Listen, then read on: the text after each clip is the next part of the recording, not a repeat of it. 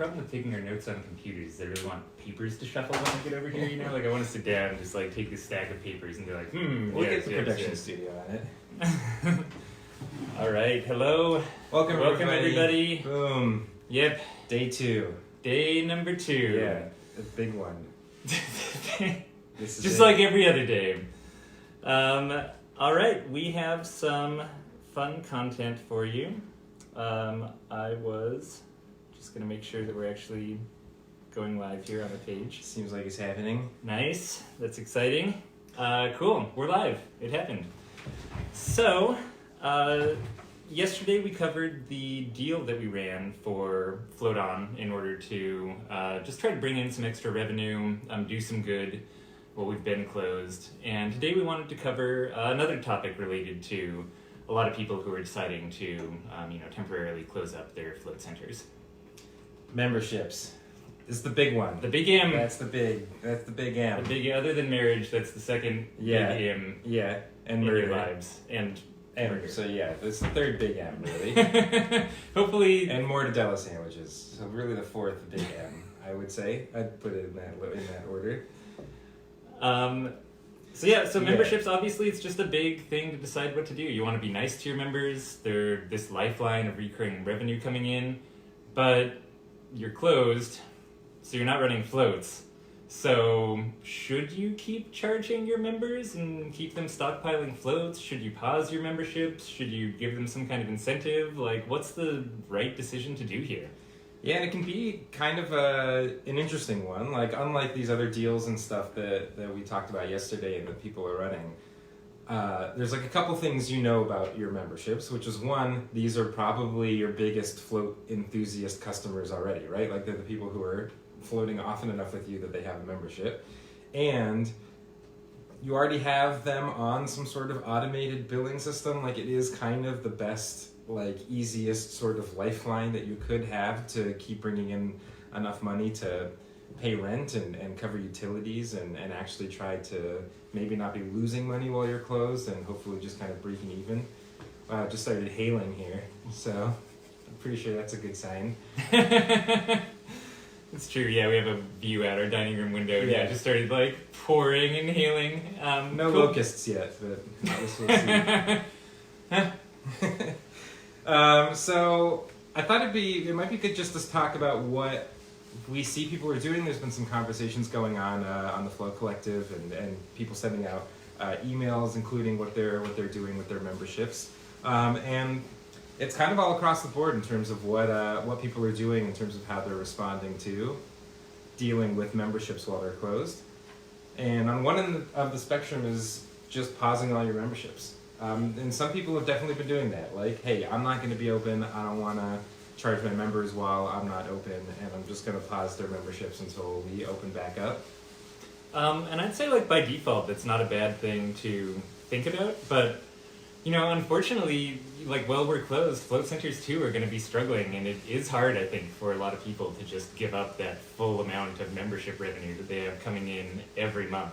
So aside from just canceling all of your memberships, I think a lot of people are trying to figure out ways that they can incentivize members to stay with them so that they are able to maintain that revenue.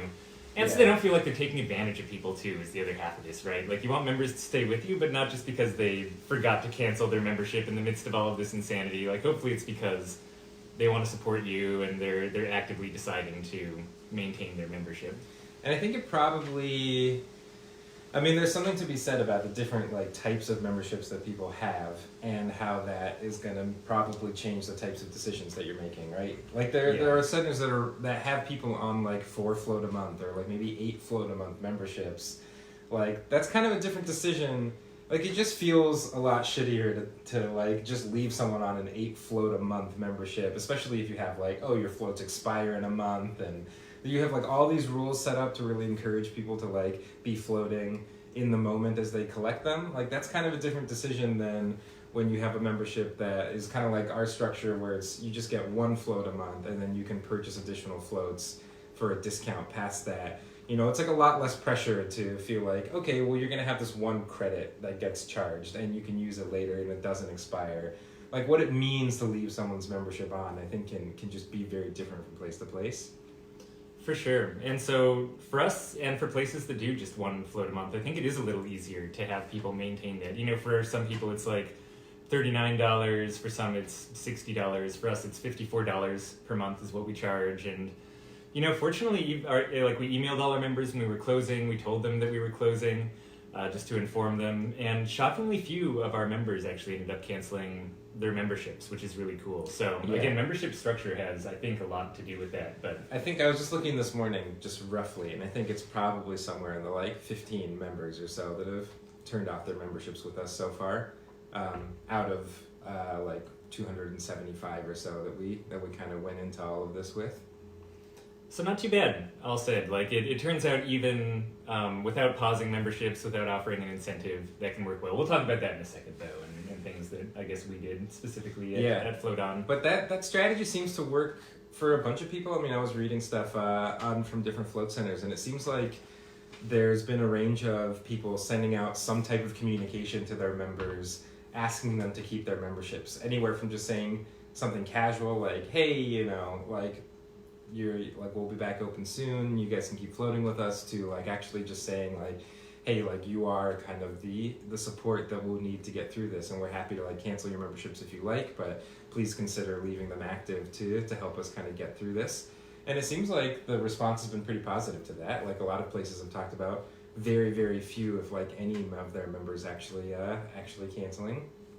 Yeah, which is really cool. So, you know, again, anywhere from that range of just telling members that you're going to be closed and asking them to please help support you and maintain their membership, to offering some cool deals that we've seen too for members. I think the most common thing that I've seen, which is not a bad idea, is when a membership actually renews, like at the point that they're paying for another membership renewal during this closure, the member gets a complete extra float. So like at that moment, instead of just getting one float, they get two. So it's this nice incentive. It's like, hey, as long as you maintain this while you're closed, every time you would have gotten a float on your account, double that, right? Which is cool. Or like offering extra discounts, or just anything you can to be extra nice and trying to get people to feel like even though that they're supporting you, they're still getting something kind of even extra out of it. Yeah, and if you do have bigger memberships, if you are doing one of those, 8 float a month or 4 float a month, and people are paying in the hundreds of dollars to maintain that, maybe even consider just doing a lower level membership just for this period. And saying, hey, if you guys want to help support us, let's just put you on a package of 1 float a month, and we'll keep that same price per float that you were paying at 4 floats or 8 floats or whatever your membership deal is. You'll just get a single float for that and only have to pay 1/8 of the price of an 8 float membership. So kind of kicking people back to this sort of maintenance level of membership might be a nice way to, both have your members support you and also not be a burden on their pocketbooks too much. And then probably the most extreme solution is just to charge people double their current membership rates, I don't think that's the most extreme just solution. Get them. We've just been signing up random customers for memberships. I mean, you have their credit cards on file, so really you can just go nuts, when you're running out of money, just go to the credit card bank, that's like a free... That's what we've been doing. Yeah, it's just free money, right? Shout out to our members who bought us breakfast this morning. Thank you. Yeah, shout out to those members who got that big screen television, which should be on its way now. Thank you very much for keeping us going during this shut-in period. Okay, so what did we actually do? I thought you were going to say, why are we actually, what are people learning from us right now? What's going on? I'm not really sure why people are watching this. It's for the bathrobes. What we decided to do at Float On, so again, we do have I guess here's our quick structure of our memberships. It's 1 float a month for $54. Our normal floats are $77.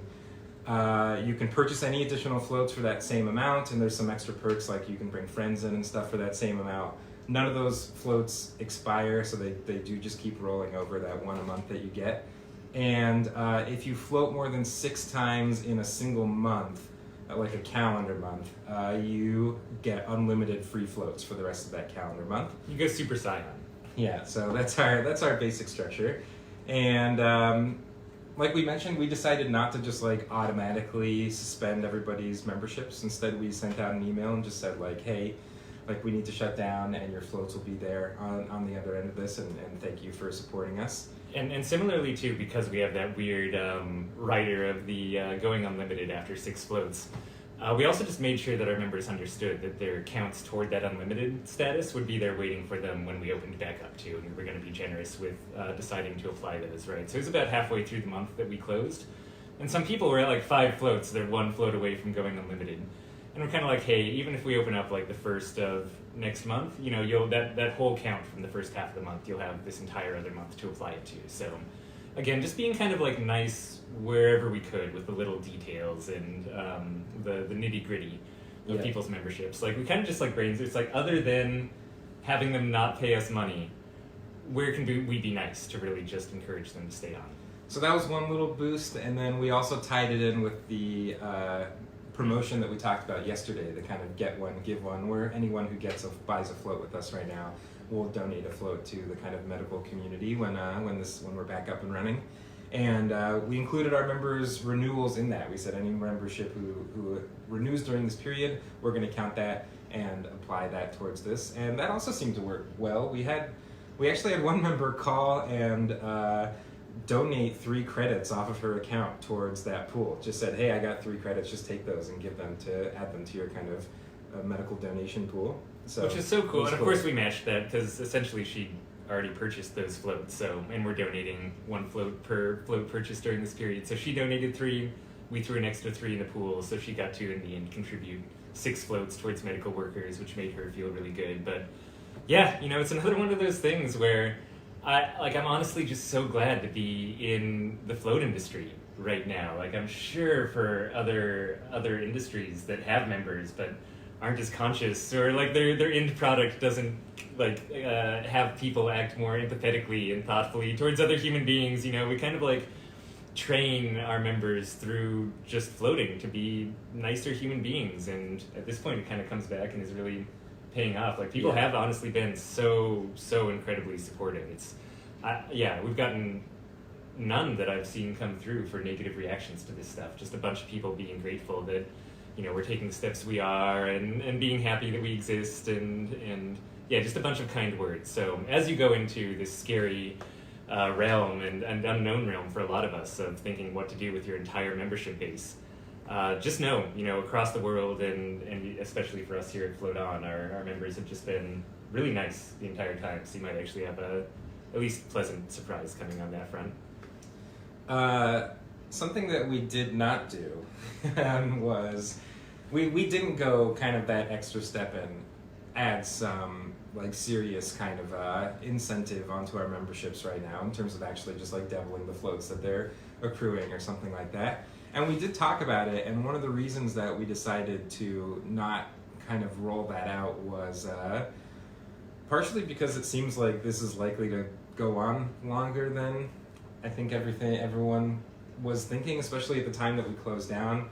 Like, Oregon is now has just like told everyone to stay at home, and that wasn't going on when we were open. Like, we kind of made the decision to close, and as of today would have been forced to close by the state. Yeah, and that was when we closed. It was about 2 weeks. So it was, again, halfway through the month, and so we kind of said, hey, we're closing sort of at least until the 1st of April was what we announced, right? But obviously I'd be surprised if we were open. No, we're not, right? But that's what we announced, right? So we had this announcement. And that's what a lot of people, like a lot of businesses that were closing, were all kind of just saying, hey, we're going to check back in. Like, we're talking about the end of March for now. So, you know, in my mind, it's very likely we're going to have to extend that. And that does give us some room to try to roll out some other things as this continues. You know, if we do need to be closed for the entire month of April, we can send another email out to our members and kind of up the generosity that we're doing in terms of offering like an additional float or some of those more serious incentives to kind of help get this further out than we are right now. Yeah, and realistically, like, that's going to be coming up really soon here in how many days? I lost track. Yeah. So the idea is, like, April will hit. It'll hit that 2-week period after we said we'd be closed, and then as part of this extension, it's like, hey, we're going to need to be closed longer, but we're giving a free float to all of you members. It'll be there waiting for you when we reopen, in addition to any floats you're back piling up. And you can also give it away to people. Like, maybe this is for you because you need the de-stressing. Maybe you know someone who's been hit really hard by all of this shut-in coronavirus stuff. So here's a gift for you to either pass on or just take. And it's nice having that in reserve, right? Like, if we kind of just shot that out there immediately upon closing. What are we going to do now on the extension? Like give another free float? And all of a sudden you're giving your members so many free floats that it makes me personally nervous that when we'd open back up, they'd have so many floats backlogged. They're like, well, let me just put my membership on pause for right now. Right? So, it's just kind of this balance of keeping people happy, having in reserve things to be able to give out. And at least that's what informed our decision to kind of take this direction with our memberships. And if all this goes well, then we'll just keep making membership money and never reopen, and that's it. Like, right? I mean, we're out. kind of looking at our bank account recently. Yeah. We're like, wow, if we don't have any staff and we kind of just drain all the float tanks and we stop paying rent, But we're still making. but we still make income. membership money. This is going to be great. We're going to turn this table into a hammock, and that's. I think we did it. Float Center successful. Let's look at some of the comments on here and see if anyone has any questions for us. You guys are so handsome. Wow, thanks, guys. Yeah, Thank yeah, you. that's It's very awesome. nice. They said they liked the hair though. That was one of the comments on here. I like Greg saying Greg Griffin that he actually had 3 ex-members start their memberships back up after sending his email out to members about closing. So that's really cool. Again, just an indication that float members out there are a different breed of person. So nice. And feel free to ask questions in the comments while we kind of just talk at you, and we'll read them, and talk back at you at some point, maybe tomorrow. Yep, and there's about like a 30-second to a minute delay when we're giving these live streams, so we're kind of just killing some time right now to make sure that the first point at which we ask for questions has actually come up before we just ended. But it looks like people are pretty good for right now. Ashcon, any last thoughts on memberships? I feel pretty good myself, personally. About our decisions, or just? I'm just feeling good, It's been a good day. Had a nice breakfast. Yep, and I guess we haven't really gotten dressed yet, but yeah, good breakfast. Good breakfast. I think nothing else on memberships for right now. I mean, I guess I did have one. I did have something else. Something else. That's exciting. And then I had a couple post-broadcast announcements too. Okay. So I had like 3 something else. All right. The first one is just, of course, as you're going through this and kind of looking at your own members and realizing how nice it would be if they kept their memberships, just in the vein of supporting small business, I just wanted to encourage people to also think about maintaining their own memberships that they have at gyms and yoga studios and different things like that. Obviously, I think trying to save a little bit of money where you can is really important, and some people don't have the luxury of being able to maintain their memberships or buy gift cards at restaurants for when they're going to reopen eventually. But I guess just a reminder to all of us, and being on the other side of the fence and running a business, of course, I think it's a little more obvious to us, but certainly pass this on too. And just like our members are amazingly nice to us, I think it's worthwhile to figure out how we can help support other small businesses in our areas too. Okay, that was the last membership thing that I had. Cool. 2 announcements. 2 announcements. 2 announcements. Number 1 is yesterday we talked about the program that we ran for our 25% off. Anyone who buys a float, a medical worker gets one for free. There's some cool images that have gone along with that. I've actually seen those getting spread around already, which is great. Again, please, like we said yesterday, use those images, use our copy. You can take whatever you want and edit it. We do ask that you credit the artist if you use the image, Catherine Sullivan, which would be great. But I didn't realize that not having as much of a staff behind the scenes now at Float Tank Solutions is going to mean that we have to do all of our own show notes. So I do have those images and in a Photoshop file for you, and a template of the email that we sent out, our full kind of list for launching this program. And we're going to put that all up on the Float Tank Solutions website for download for free for anyone who wants it. So look for that. I meant to get it up yesterday, but it'll be up later today. That was announcement number 1. Okay, number 2. Number 2 is we were trying to do a Helm tip of the day, kind of tips and tricks live stream right after this one.